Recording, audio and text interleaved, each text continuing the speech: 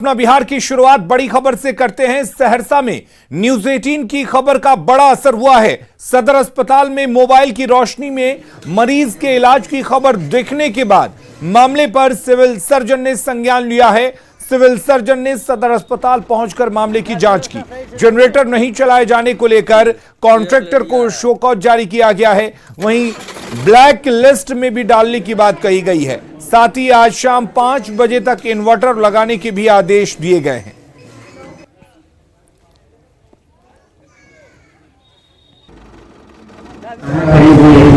Generator automatic generator को तुरंत switch on हो जाना चाहिए और किस परिस्थिति में नहीं हुआ, डीजल की कमी हुई तो क्यों हुई, इन सारी बातों का स्पष्टीकरण पूछकर और उसको काली सूची में संवेदक को डाला जा रहा है और इसको करेक्ट किया जा रहा है। जो इसमें दोषी पाए जा रहे हैं उन पर कार्रवाई। दरअसल सहरसा सदर अस्पताल में एक बच्चे को इलाज के लिए लाया गया। बिजली नहीं होने और जनरेटर में तेल नहीं होने की वजह से उसका इलाज मोबाइल की रोशनी में करने की तस्वीर कैमरे में कैद हुई। अस्पताल में जनरेटर भी है लेकिन उसमें डीजल नहीं था। जब जरूरत पड़ती है तो तेल के लिए कर्मचारी दौड़ते हैं। देखिए तस्वीर में कैसे कर्मचारी गैलन में तेल लेकर आते हैं, फिर उसे जनरेटर में डाला जाता है। जनरेटर को स्टार्ट करने की कोशिश की जाती है और इस व्यवस्था को अंदाज देखकर आप अंदाजा लगा सकते हैं कि बिहार में अस्पतालों की हकीकत क्या है। करीब 45 मिनट तक बिजली नहीं रहती है और मोबाइल की रोशनी में इलाज चलता रहा। बच्चे के परिजनों से बात की न्यूज 18 संवाददाता कुमार अनुभव ने। सदर अस्पताल सहरसा की लापरवाही की जितनी बात की जाए कम होगी। हम आपको बता दें, यहाँ से जो तस्वीर सामने आई है, 1 वर्ष के बच्चे को जो है सांप काट दिया, जिसके बाद जो है परिजन के द्वारा जो है इमरजेंसी लाया गया सदर अस्पताल में। आप देख सकते हैं ये इमरजेंसी वार्ड है जिसमें जो है इमरजेंसी पेशेंट आता है जिसका जो है यहाँ इलाज होता है। लेकिन यहाँ जिस समय बच्चे को लाया गया तो उस समय जो है दिन के समय में अंधेरा था और लाइट कटी हुई थी और टॉर्च की रोशनी पर, मोबाइल टॉर्च की रोशनी पर जो इलाज किया जा रहा था, जो कि काफ़ी लापरवाही कही जा सकती है। स्वास्थ्य विभाग की, सदर अस्पताल प्रशासन की लापरवाही की कही जा सकती है। हमारे साथ जो बच्चे के परिजन मौजूद हैं, हम उनसे बात करना चाहेंगे। हाँ, ये बताइए किस तरह से इलाज किया जा रहा था, क्या है पूरा मामला? यहाँ पर जब हम लोग आए, भर्ती कराए तो वहाँ पर लाइट था ही नहीं। लगभग 35 मिनट तक लाइट गायब रहा। मोबाइल का टॉर्च मार के डॉक्टर साहब जो है इलाज शुरू किए और मोबाइल के टॉर्च के दौरान ही इलाज हुआ। यहाँ पर भयंकर लापरवाही, उससे लापरवाही बढ़ के ना इमरजेंसी में एक कोशिका हॉस्पिटल ये है, यहाँ पर हम लोग आए और उसके बाद लाइट था ही नहीं। डॉक्टर साहब तो मेहनत किए बेचारा, लेकिन लाइट नहीं रहने के कारण वो भी परेशान हो गए, हम लोग भी परेशान थे क्योंकि बच्चा का सर काटा हुआ 2 घंटा हो गया था। हम लोग पूरे परेशान थे और जब पता चला तो बोला जनरेटर में ही तेल नहीं है। जी बिल्कुल, सुनिए, ये बच्चे के परिजन है, उनका साफ तौर पे कहना है जो इमरजेंसी में जो है लाइट नहीं होना और टॉर्च की रोशनी पे इलाज करना जो है कहीं ना कहीं स्वास्थ्य विभाग पे जो है ये खड़ा करता है। और इसमें जो है लापरवाही जो है अगर की बात की जाए तो बिल्कुल जो है अस्पताल प्रशासन की है। न्यूज 18 के लिए सहरसा से कुमार अनुभव। और वहीं पटना के बेहटा के रेफरल अस्पताल की तस्वीर भी आपको हैरान कर देगी। यहां घायल मरीज का इलाज मोबाइल की रोशनी में किया गया। रेफरल अस्पताल में आने वाले मरीजों की मरहम पट्टी तो अंधेरे कमरे में ही की जाती है, वहीं टांका लगाने के लिए मोबाइल की रोशनी का सहारा लिया गया। अस्पताल में जनरेटर होने के बावजूद उसे चालू नहीं किया जाता है और मोबाइल की रोशनी में ही इलाज के लिए स्वास्थ्य कर्मियों को छोड़ दिया जाता है। हालांकि मामला सामने आने पर सिविल सर्जन ने सफाई दी है। कोई इमरजेंसी उस समय चल रहा होगा जब तक इन्वर्टर का भी लाइन है, किंतु देखने में थोड़ी दिक्कत हो रही होगी, इसलिए स्पेसिफिकली वहाँ पर लाइट पहुँचाने के लिए टॉर्च जलाया गया। जनरेटर नहीं है, जनरेटर ही का चेंजर से दोनों का लाइन है ना। जनरेटर का भी वही चेंज करते हैं तो बिजली का लाइन आता है, वही ब्लास्ट करते हैं। आपको क्या लग रहा है कोई अस्पताल कर्मियों की लापरवाही भी है इसमें? नहीं, इसमें लापरवाही नहीं, हाई वोल्टेज या कुछ हुआ होगा उसके चलते हुआ होगा। लापरवाही नहीं, ऐसा कभी आज तक वहाँ के बारे में सुनने भी नहीं आया है। तो किस तरह से पूरे मामले पर लीपापोती करने की कोशिश की जा रही है, सफाई देने की कोशिश की जा रही है, बजाय इसके डॉक्टर साहिबा को कार्रवाई करनी चाहिए। बगहा अनुमंडल अस्पताल में जिन डॉक्टरों की ड्यूटी लगती है वो अपनी ड्यूटी पर नहीं आते हैं। ये हम नहीं कह रहे, बल्कि वहां पर इलाज कराने के लिए आने वाले मरीज और उनके परिजनों का कहना है। हैरानी की बात यह है कि डॉक्टरों का रोस्टर तो लगता है, लेकिन आपसी मिलीभगत से सिर्फ एक ही डॉक्टर अस्पताल आते हैं, बाकी सब नदारद रहते हैं। इस बड़ी लापरवाही पर जेडीयू एमएलसी भीष्म सहनी ने कहा कि अगर हालात नहीं सुधरे तो सिविल सर्जन भी दंड के भागी होंगे।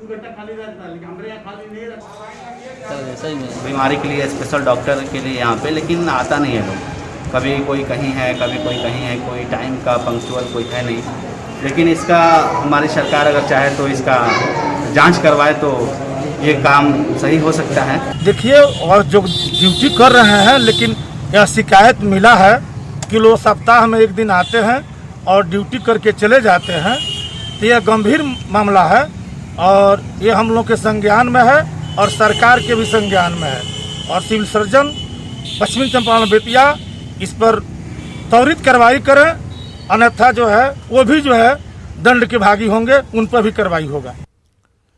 वैशाली में बाया नदी के बांध टूटने के कारण भगवानपुर प्रखंड के हरिवंशपुर गांव में बाढ़ की स्थिति पैदा हो गई है। गांव को एनएच से जोड़ने वाली सड़क पर पानी चढ़ जाने के कारण गांव का संपर्क एनएच से टूट गया है। देखिए संवाददाता रवि एस नारायण की रिपोर्ट।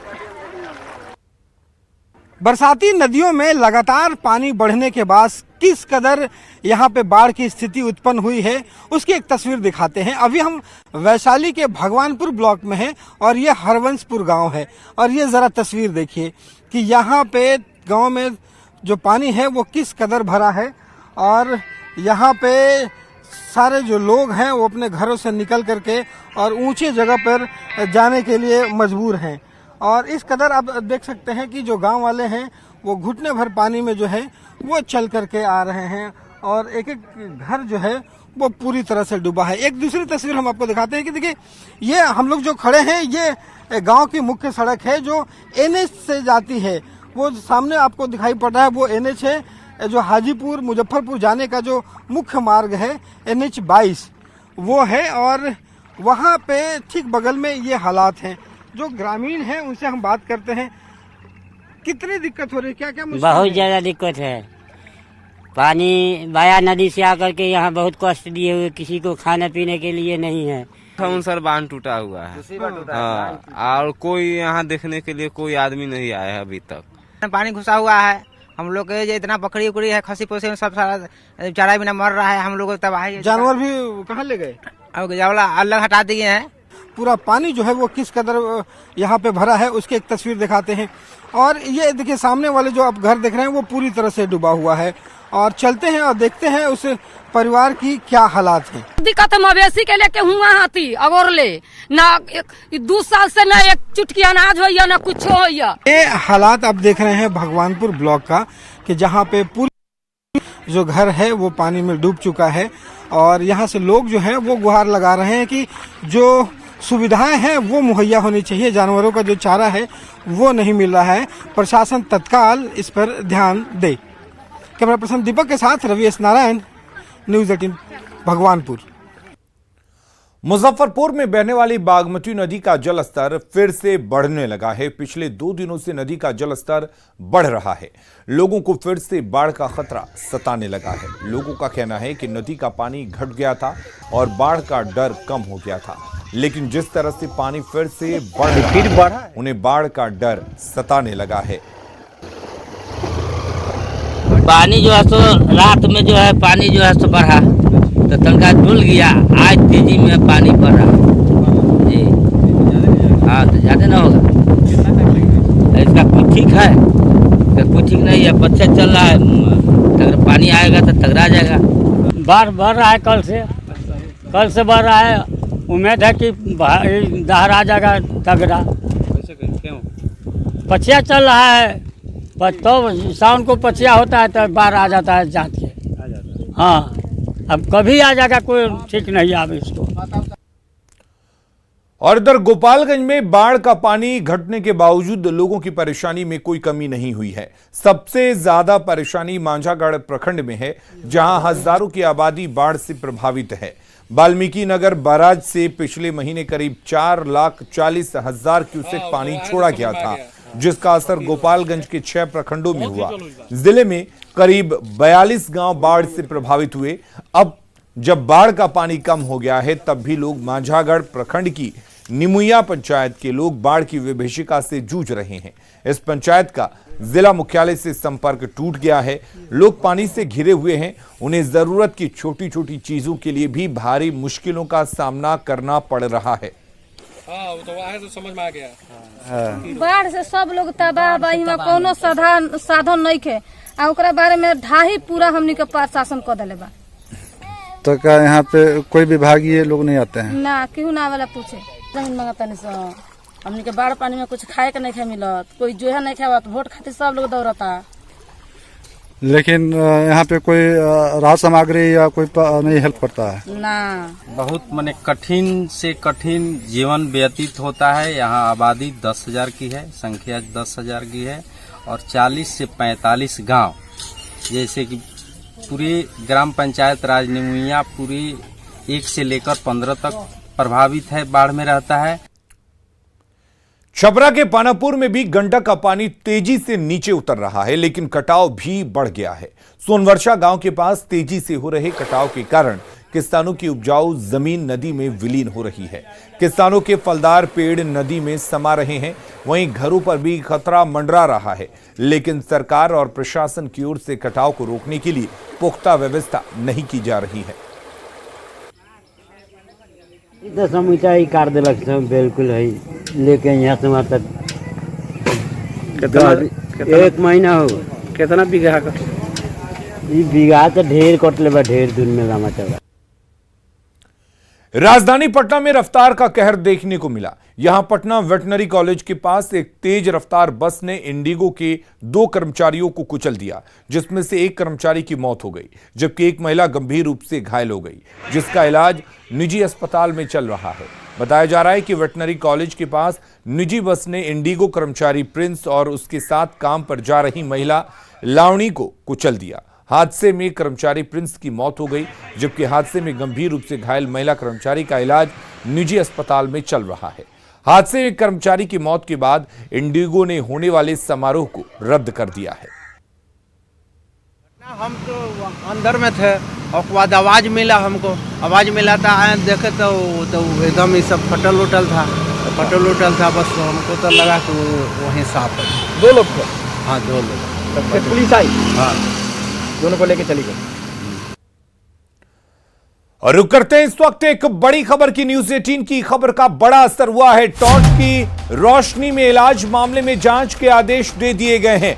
स्वास्थ्य मंत्री मंगल पांडे ने जांच के आदेश दिए हैं। सिविल सर्जन से पूरे मामले की जांच कर रिपोर्ट मांगी गई है। स्वास्थ्य मंत्री ने कहा है कि स्वास्थ्य व्यवस्था में कोई भी चूक नहीं होने देंगे। सहरसा और बेटा से लापरवाही की तस्वीर आई थी, जिसको न्यूज़ 18 ने प्रमुखता से दिखाई, और उसके बाद अब स्वास्थ्य मंत्री ने संज्ञान लिया है और साफ कहा है कि स्वास्थ्य व्यवस्था में किसी भी तरह की चूक बर्दाश्त नहीं की जाएगी।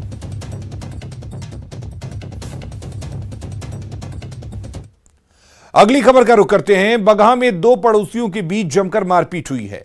प्रेम प्रसंग के चलते हुए मारपीट में एक महिला समेत 2 लोग घायल हुए हैं। भैरोगंज थाना के हरपुर गांव की यह घटना है। घायल भुवनदास और उनकी पत्नी ने 4 लोगों के खिलाफ केस दर्ज किया है। पुलिस मामले की जांच में जुट गई है। अगली खबर समस्तीपुर से है, जहां एक मवेशी कारोबारी से 1 लाख रुपए की लूट हुई है। अपराधियों ने चाकू से हमला कर कारोबारी से लूटपाट की। मामला कल्याणपुर थाना क्षेत्र के जनार्दनपुर की है, जहां कारोबारी पर अपराधियों ने चाकू से हमला कर गंभीर रूप से जख्मी कर दिया और रुपए लूट लिए। मवेशी कारोबारी ने जब शोर मचाया तो लुटेरे वहां से फरार हो गए। घायल कारोबारी को समस्तीपुर सदर अस्पताल में भर्ती करवाया गया है। मवेशी कारोबारी की पहचान मुजफ्फरपुर जिला के दिनेश राय के रूप में पहचान हुई है।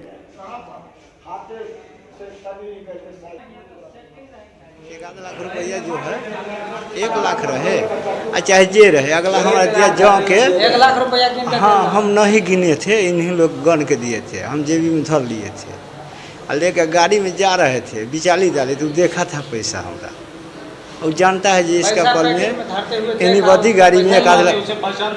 हाँ नाम है अशोक रामनाथ है, उसके पिता के नाम रामनाथ है, अशोक है। वो देख लिया देख करके ये अकेला था, गाड़ी पर चढ़ने लगा, मारा कर पकड़ कर चक्कू गिरा, रुपया छीन लिया, लोग जाले दौड़ा ताले सब भाग गया, रुपया लेकर के हम लोग गया इसको पदी आया तो देखिए फूल मिला। कोरोना को लेकर लोग अब भी लापरवाह हैं। छपरा में कोविड गाइडलाइन को दरकिनार करते हुए सोहबत मेले का आयोजन किया गया। एकमा के परसागढ़ उमाशंकर मोड़ के पास मेला लगा है, लोग भारी संख्या में यहां जमा हो रहे हैं। सावन के महीने में यह मेला लगता है। हैरानी की बात यह है कि इस आयोजन से प्रशासन अनजान बना हुआ है।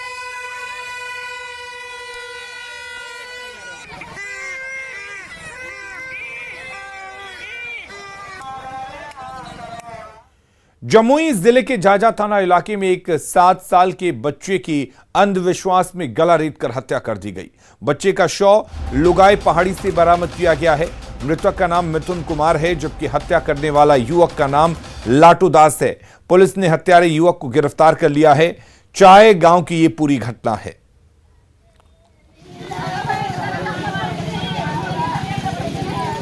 दास ने उसको मोटरसाइकिल से नदी से उठा के लाया, दुकान पर उसको चॉकलेट बिस्कुट खिला के और उसको मोटरसाइकिल से बैठा के ले गया जंगल के तरफ और वो उधर ले गया। कब का मामला है ये? कल का। ये लाटू दास कौन है? लाटू दास गांव के लड़का। मतलब किस चीज को लेके विवाद था या कुछ? कोई चीज के नहीं विवाद, कोई चीज के नहीं। अच्छा, दिन में 10 बजे वो लेके गया। हाँ। आपने थाने में सूचना दी? नहीं, हम लोग खोज रहे थे कि कहाँ खोजने के बाद फिर थाना आप लोग आए ना? हाँ थाना। फिर पुलिस जाके बरामद किया डेड बॉडी। पुलिस ने बरामद किया। कहाँ पे मिला डेड बॉडी? कहाँ डेड बॉडी मिला? डेड बॉडी जंगल में मिला सर। मिथुन कुमार नाम का एक बालक था, उसको अपहरण की सूचना मिली थी और उसके अपहरण की सूचना पर एक पुलिस टीम गठित की गई और उस टीम ने जब अपना अनुसंधान शुरू की उनके लापता होने के बारे में, तो एक संदिग्ध लाटू दास को पुलिस अपने को गिरफ्त मिली और उनके पूछताछ के क्रम में उन्होंने बताया कि उन्होंने अंधविश्वास के बकाओं में आकर के उसकी हत्या कर दिया है। कटिहार रेल प्रशासन ने 200 मीटर लंबा और करीब 6 फीट चौड़ा फुट ओवर ब्रिज का निर्माण कराया है। करीब 9 करोड़ रुपए निर्माण में लगे हैं। पुल की खास बात यह है कि यह सभी 8 प्लेटफॉर्म को जोड़ता है और रेलवे कॉलोनी को पूरब से पश्चिम तक जोड़ता है। देखिए संवाददाता सुब्रत की रिपोर्ट। कोरोना काल के दौरान देश भर से रेलवे के विकास की ठप होने की कई तस्वीरें सामने आया है, लेकिन कटिहार से एक सुखद तस्वीर आपको दिखा रहे हैं। ये फ्लाईओवर जो है ये महत्वपूर्ण इसलिए भी है क्योंकि ये रेलवे इलाका के संग्राम चौक जो इलाका है उससे दूसरे पार के आरआरआई केबिन जो डीआरएम मिलिंग है उस इलाके को जोड़ता है। और महत्वपूर्ण बात है इस फ्लाईओवर से कटिहार के जो 1 नंबर से लेकर 8 नंबर तक के प्लेटफॉर्म है ये भी जुड़ गया है। कुल मिलाकर ये जो फ्रूट ओवर ब्रिज है इसकी जो चौड़ाई है ये बेहद आकर्षक बनाया गया है। लगभग 6.25 मीटर चौड़ा और 200 मीटर लंबा ये फ्रूट ओवर ब्रिज कोरोना काल के दौरान ही निर्माण किया गया है। और स्थानीय लोगों के साथ साथ जो दूर दराज से कटिहार में लोग आते हैं उनको लिए ये जो फ्लाईओवर ब्रिज है ये बेहद महत्वपूर्ण है